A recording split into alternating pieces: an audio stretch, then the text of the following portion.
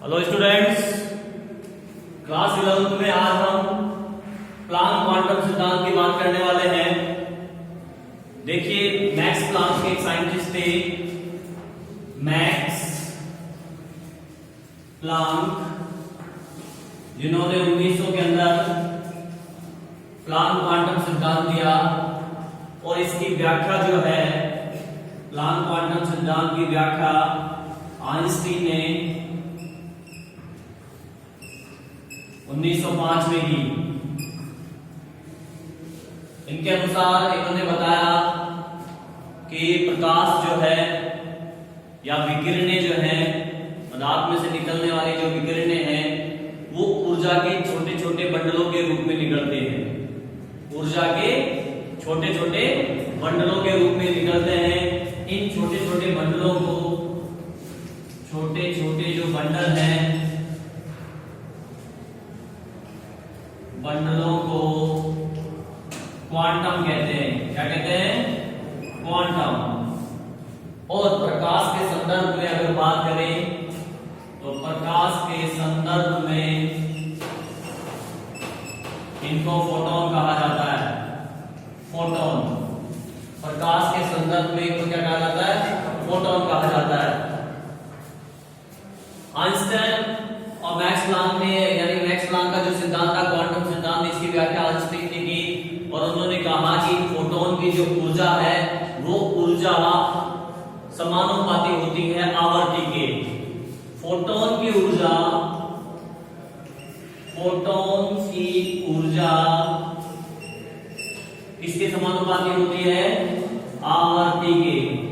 किसके समानुपाती होती है? आवर्ती के। अर्थात फोटोन की ऊर्जा E समानुपाती न्यू। न्यू किसको प्रदर्शित करते हैं? आवर्ती को न्यू से प्रदर्शित करते हैं। यहां पे अगर हम समानुपाती का चिन्ह हटाएंगे तो क्या आ जाएगा? E H new. H क्या है? H बराबर प्लांक स्थिरांक है। प्लांक स्थिरांक, जिसकी वैल्यू होती है 6.626 into 10⁻34 जूल सेकेंड। ठीक है, ये प्लांक कांस्टेंट है, इसकी वैल्यू आपको याद होनी चाहिए। तो ये मैक्स प्लांक का जो है ऊर्जा का फॉर्मूला हो गया E बराबर H न्यू। हम जानते हैं कि आइंस्टीन ने E बराबर क्या दिया था? E बराबर mc स्क्वायर था, mc था, mc स्क्वायर। ठीक है, ये आइंस्टीन का ऊर्जा समीकरण था और ये दोनों समीकरण एक दूसरे के क्या होते हैं? इक्वल होते हैं, बराबर होते हैं। हम बराबर कर सकते हैं इन दोनों को। चलिए तो यहाँ पे बराबर कर लेते हैं। H nu equal to mc square. ठीक है, बराबर हो गए। अब यहाँ पे न्यू क्या है?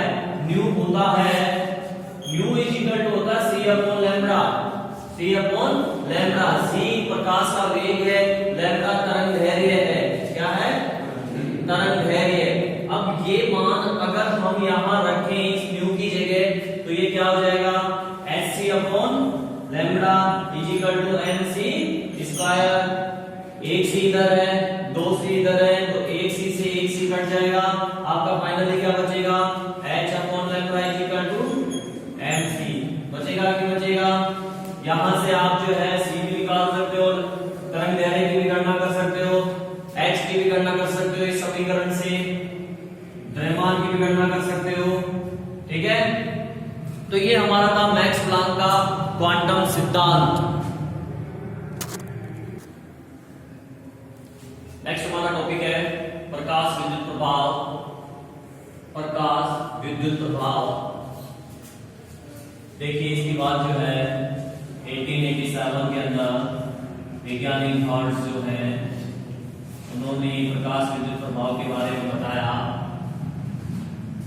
इन्होंने कहा कि जो अधिक क्रियाशील धातुएं होती हैं, अधिक क्रियाशील धातुएं जैसे पोटेशियम है, रुबिडियम है, सीजियम है, जो कि फर्स्ट वर्ग की धातुएं हैं, तो जब ये अधिक क्रियाशील धातुएं, इनको अगर हम ले निर्वात के अंदर, आंशिक निर्वातित कांच की नली है वो, इसके अंदर अगर हम प्रकाश पुंज या किरण पुंज कह सकते हो, गिराएं धातु की सतह के ऊपर तो इलेक्ट्रॉन मुक्त होते हैं।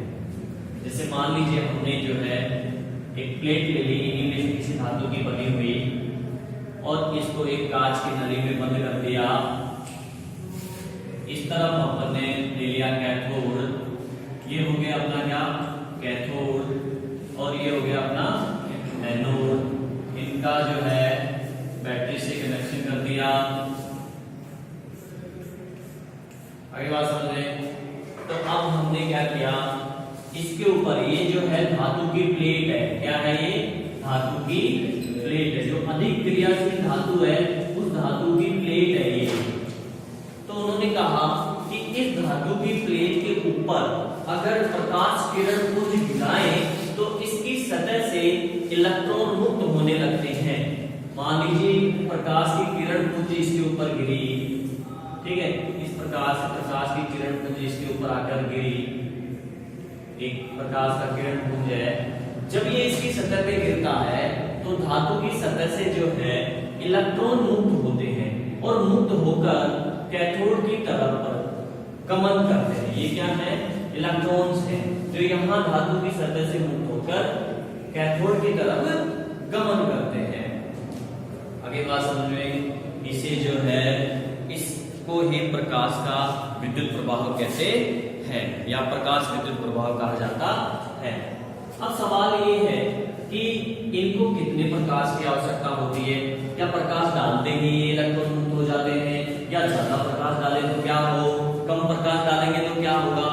तो देखिए इसका आंसर ये है कि अलग अलग धातुओं के लिए अलग अलग प्रकाश की आवृत्ति चाहिए। किसी के लिए ज्यादा आवृत्ति वाला प्रकाश चाहिए तो किसी धातु के लिए कम आवृत्ति वाला प्रकाश चाहिए, परंतु सभी धातुओं के लिए एक न्यूनतम आवृत्ति वाला प्रकाश आवश्यक है। अगर उससे कम वाला प्रकाश हम डालेंगे तो इलेक्ट्रॉन मुक्त नहीं होगा। तो जो न्यूनतम प्रकाश होता है इलेक्ट्रॉन मुक्त करने के लिए आवश्यक न्यूनतम प्रकाश आवृत्ति को देहली आवृत्ति कहते हैं। जो न्यूनतम आवृत्ति चाहिए अपन को जिस पर इलेक्ट्रॉन मुक्त हो जाएगा उस न्यूनतम आवृत्ति को देहली आवृत्ति कहा जाता है। अगर हम इस देहली आवृत्ति से कम प्रकाश आवृत्ति उसमें डालेंगे तो इलेक्ट्रॉन मुक्त नहीं होगा, क्योंकि ये इलेक्ट्रॉन जो है इस धातु की सतह पर आकर्षण बलों द्वारा बंधे हुए होते हैं। यहाँ पे ये इलेक्ट्रॉन धातु की सतह पे किन्हीं बलों के द्वारा बंधे हुए हैं, तो उन बलों को तोड़ने के लिए हमें ऊर्जा की आवश्यकता पड़ती है, ताकि वो ऊर्जा देंगे तो वो बल जो है टूट जाएंगे और इलेक्ट्रॉन मुक्त हो जाएगा। तो उन बलों को तोड़ने के लिए हमें उसी प्रकार की ऊर्जा देनी पड़ेगी। अगर जितना ज्यादा मजबूत है बल तो उतनी ज्यादा आवृत्ति का प्रकाश देना पड़ेगा, ठीक है ना। लेकिन सभी धातुओं के लिए एक न्यूनतम लिमिट है इसकी, जिसको हम देहली आवृत्ति कहते हैं। अगर इससे नीचे आवृत्ति का हम प्रकाश देंगे तो इलेक्ट्रॉन मुक्त नहीं होगा। आगे बात समझ में। और एक चीज और, देहली आवृत्ति तो न्यूनतम हो गई, ठीक है, इससे नीचे इलेक्ट्रॉन मुक्त नहीं होगा। लेकिन अगर इससे ऊपर हम प्रकाश किरण पुंज गिराएं, आवृत्ति को बढ़ाता जाएं, तो क्या होगा। तो जितनी ज्यादा आप आवृत्ति बढ़ाओगे, प्रकाश किरण पुंज की आवृत्ति जितनी ज्यादा बढ़ाओगे, इलेक्ट्रॉन भी उतने ही निकलते जाएंगे। इसका मतलब ये समानुपाती होता है, प्रकाश किरण पुंज ऊर्जा के समानुपाती होता है इलेक्ट्रॉन निकलने की दर। आगे बात समझिए, यानी जितना ज्यादा आवृत्ति का आप प्रकाश गिराते जाओगे इलेक्ट्रॉन भी उतने ही ज्यादा मुक्त होते जाएंगे, ठीक है। तो ये था प्रकाश विद्युत प्रभाव। किसी को कोई पूछना है इसमें कुछ, कोई डाउट? मैं फिर से रिपीट कर देता हूं इन शॉर्ट में। 1887 के अंदर वैज्ञानिक हर्ट्ज ने जो है कहा कांच की नली के अंदर धातु प्लेट लगा दी जाए इलेक्ट्रोड बनाकर और उस पर एक निश्चित आवृत्ति का प्रकाश डाला जाए तो धातु की सतह से इलेक्ट्रॉन मुक्त होने लगते हैं। इस प्रभाव को ही प्रकाश विद्युत प्रभाव कहा जाता है। और इलेक्ट्रॉन मुक्त करने के लिए आवश्यक न्यूनतम जो ऊर्जा होती है उसे देहली आवृत्ति कहते हैं। जितनी ज्यादा आवृत्ति बढ़ाएंगे प्रकाश की, इलेक्ट्रॉन निकलने की दर भी उतनी ज्यादा हो जाती है। क्लियर? ठीक है, आगे बढ़ते हैं। नेक्स्ट हमारा टॉपिक है द्रव्य की द्वैत प्रकृति। द्रव्य यानी पदार्थ की द्वैत प्रकृति का मतलब है दोहरी प्रकृति। ठीक है, देखिए नील्स बोर ने जो है पदार्थ की दोहरी प्रकृति यानी द्वैत प्रकृति की व्याख्या नहीं करी थी। उन्होंने जो तरंग प्रकृति है उसकी अनदेखी की थी। तो यहाँ पे जो देव रोगली है उन्होंने द्रव्य की द्वैत प्रकृति के बारे में बताया। इन्होंने बताया 1924 के अंदर देव रोगली इन्होंने द्रव्य की द्वैत प्रकृति के बारे में बताया।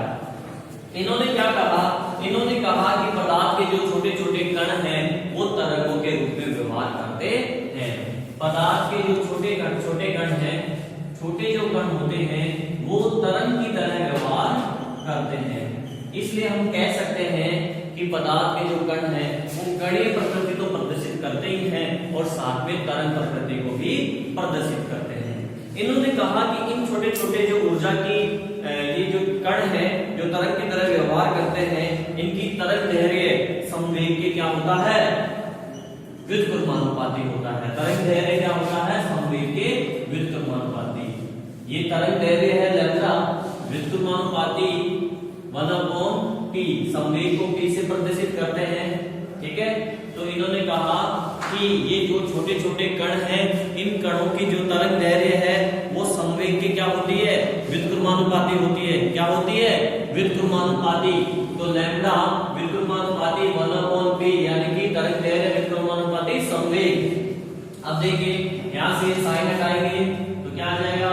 Lambda h/p। h यहां पे क्या है? प्लांक स्थिरांक है। अब बार बार इसका मान बताने की जरूरत नहीं है क्योंकि आप लोगों को मान इसका याद हो जाना चाहिए। 6.626 × 10⁻34। अब देखिए हम जानते हैं कि P क्या होता है? mv होता है, द्रव्यमान इंटू वेग होता है कि संवेग। फिजिक्स में पढ़ते होंगे कि संवेग जो होता है द्रव्यमान इंटू वेग होता है। P mv। तो ये मान जब यहाँ इसकी जगह रख दें तो क्या हो जाएगा? ये लैम्ब्डा h/mv हो जाएगा कि नहीं जाएगा? अरे हो जाएगा कि नहीं जाएगा? हाँ। और जो प्लांक का क्वांटम सिद्धांत था वहां पे भी अपन ने ये निकाला था, ध्यान हो तो आपको लैम्ब्डा h/mc था वहां पे। फर्क कितना क्या था? वहां पे c का फर्क था और यहाँ पे क्या है? m है। आगे बात समझे। अब इसमें एक चीज मैं आपको बता दूं कि जो देव रोगली समीकरण है ये इसको देव रोगली समीकरण कहते हैं। देव रोगली समीकरण कहलाता है या सूत्र कहलाता है समीकरण। ये जो देव रोगली समीकरण है वो भारी कणों पर लागू नहीं होता है, यानी जिनका द्रव्यमान बहुत ज्यादा होता है उन पे ये लागू नहीं होता है। किन पे लागू नहीं होता? ये अधिक द्रव्यमान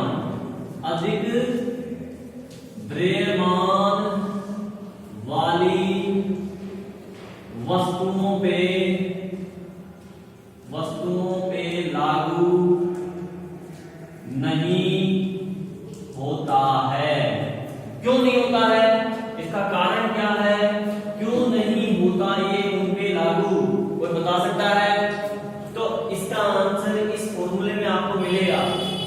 देखिए यहाँ पे क्या है? तरंग दैर्घ्य है बराबर h/mv है कि? अब इस समीकरण के अंदर केवल हम इस चीज को देखें तो ये एक तरह से आपको ये नजर आएगा नहीं कि लैम्ब्डा व्युत्क्रमानुपाती 1/m।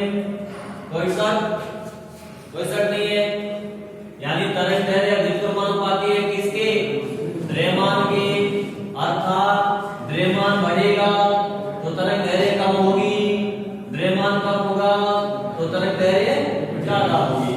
अब जिनका द्रव्यमान बहुत ज्यादा है तो उनकी तरंग दैर्घ्य भी क्या होगी? बहुत कम होगी।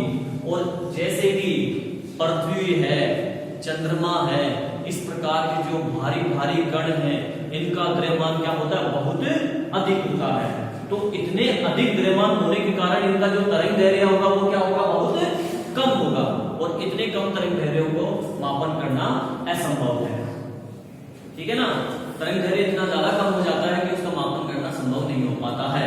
इसलिए दे ब्रोगली जो समीकरण है वो अधिक द्रव्यमान वाली वस्तुओं पर लागू नहीं होता है। अगर आपसे कोई पूछ ले तो आप ये रीजन बता देना। क्लियर? ठीक है, अब हम दे ब्रोगली सूत्र की व्युत्पत्ति करते हैं। जो हमने आइंस्टीन समीकरण पढ़ा था और प्लांक कांस्टेंट समीकरण पढ़ा था थोड़ी देर पहले, उसी से हम इस दे ब्रोगली समीकरण, ये समीकरण है, इसकी व्युत्पत्ति करेंगे। जैसे मैंने वहां पे लिखा लैम्ब्डा इक्वल टू hmc, इसी से ये कैसे आया, ये दे ब्रोगली समीकरण की उत्पत्ति कैसे हुई।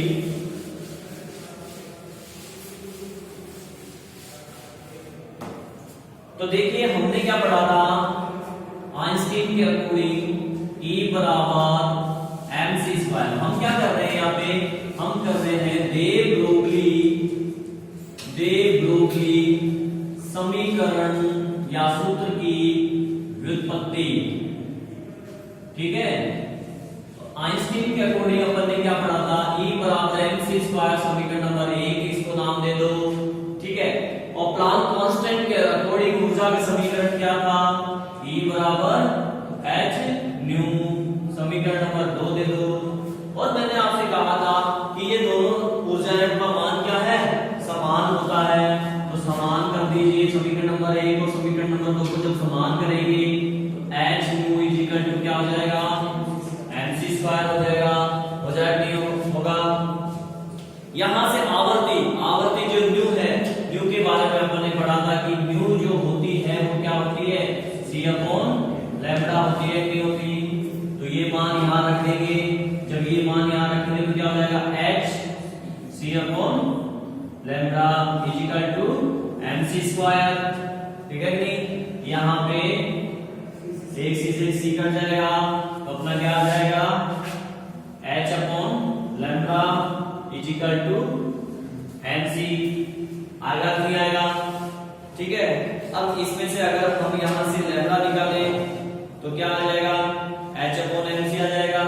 अगर लैम्ब्डा का मान निकालेंगे तो ये हो जाएगा। देखिए यहां से इसका मान निकालेंगे, तरंग दैर्ध्य बराबर क्या हो जाएगा, h/mc।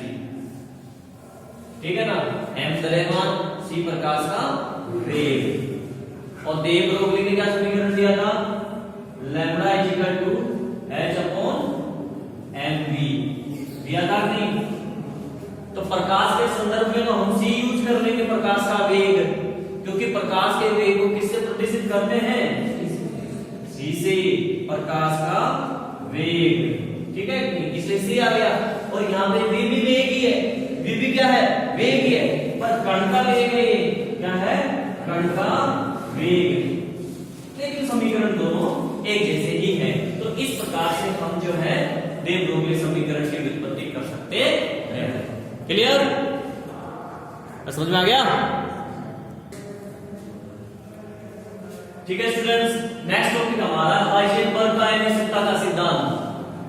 जैसे कि आपको पता चल रहा है कि हाइजेनबर्ग यानी कि ये सिद्धांत हाइजेनबर्ग ने दिया 1927 के अंदर।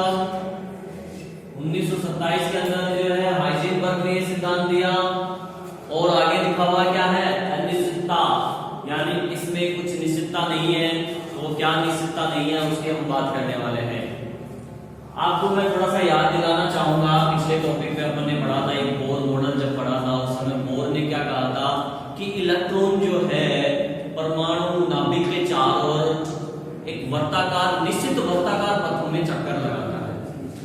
बोर ने कहा था कि इलेक्ट्रॉन जो है नाभिक के चारों ओर निश्चित वर्ताकार पथों में चक्कर लगाता है। तो हाइजेनबर्ग इसी चीज को खंडन करता है कि भाई आप ऐसे कैसे कह सकते हो कि इलेक्ट्रॉन निश्चित वर्ताकार पथों में चक्कर लगाता है, क्योंकि अगर हमें किसी इलेक्ट्रॉन का पथ पता करना है तो उसके लिए दो कंडीशन होनी चाहिए। पहली कंडीशन ये है कि इलेक्ट्रॉन की स्थिति इलेक्ट्रॉन की स्थिति, और दूसरी कंडीशन ये है इलेक्ट्रॉन का वेग।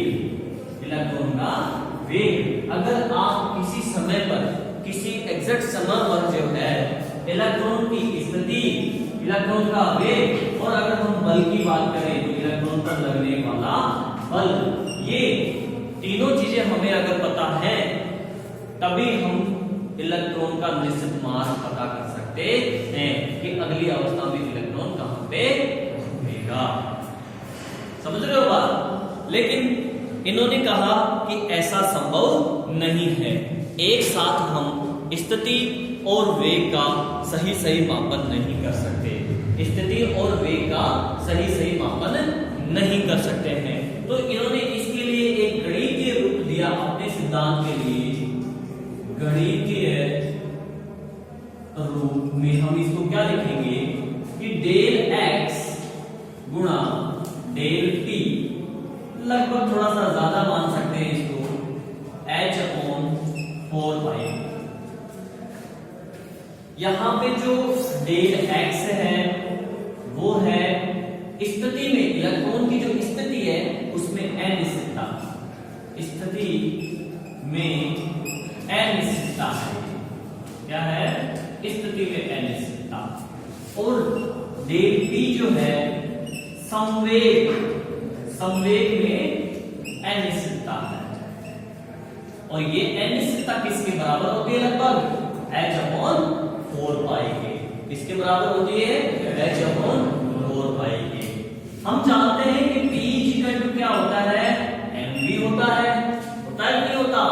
और यहाँ पे संवेग में अनिश्चितता इसलिए ढेर लगा हुआ है, और इलेक्ट्रॉन का द्रव्यमान तो क्या है? स्थिरांक है ना, ये तो कांस्टेंट है। इलेक्ट्रॉन का द्रव्यमान तो कांस्टेंट है, इसमें कोई चेंजेस नहीं होगा, और वेग में तो चेंजेस हो सकता है, तो हम डेल यहाँ पे लगा देंगे। तो ये क्या हो जाएगा? डेल P बराबर m डेल v हो जाएगा। इसका मान हम इस समीकरण में रख देंगे तो क्या हो जाएगा? ये del x m del v h/4π। अब यहां से हमें किसमें अनिश्चितता निकालनी है? स्थिति और वेग में, अर्थात ये तो स्थिति है डेल x, और ये डेल v क्या है? वेग में अनिश्चितता है। तो इस m को यहां से हटा दें। जब इस m को यहां से हटाएंगे तो मतलब ये यहां ट्रांसफर होगा, तो क्या हो जाएगा? फॉर्मूला डेल x गुना डेल v h/4π m। तो ये हो गया गणितीय रूप हाइजेनबर्ग के सिद्धांत का। ठीक है, अब इस सिद्धांत का महत्व क्या है? हाइजेनबर्ग सिद्धांत का क्या महत्व है? तो पहला महत्व तो ये हो गया कि अगर हमें इलेक्ट्रॉन के पाथ का पता करना है, वो किस पाथ में घूम रहा है, किस पथ में घूम रहा है, तो उसके लिए हमें इलेक्ट्रॉन की सही स्थिति और सही वेग पता होना चाहिए। अगर हम सही स्थिति निकालने की कोशिश करेंगे तो वेग में परिवर्तन आता ही है, कुछ ना कुछ गलती होती है, और अगर वेग को सही कैलकुलेट करेंगे तो स्थिति में कुछ ना कुछ गलती हो जाएगी। ये दोनों चीजें एक ही समय पर सही याद करना संभव नहीं है। इसलिए हाइजेनबर्ग का सिद्धांत इलेक्ट्रॉन का जो निश्चित मार्ग वाला जो व्याख्या की गई थी बोर मॉडल के अनुसार, उसका खंडन करता है। ठीक है कि? तो बोर मॉडल ने जो निश्चित मार्ग की व्याख्या की थी उसका खंडन कर देता हाइजेनबर्ग। आगे बात समझ लें। चलो, कोई प्रॉब्लम हो तो पूछ लेना।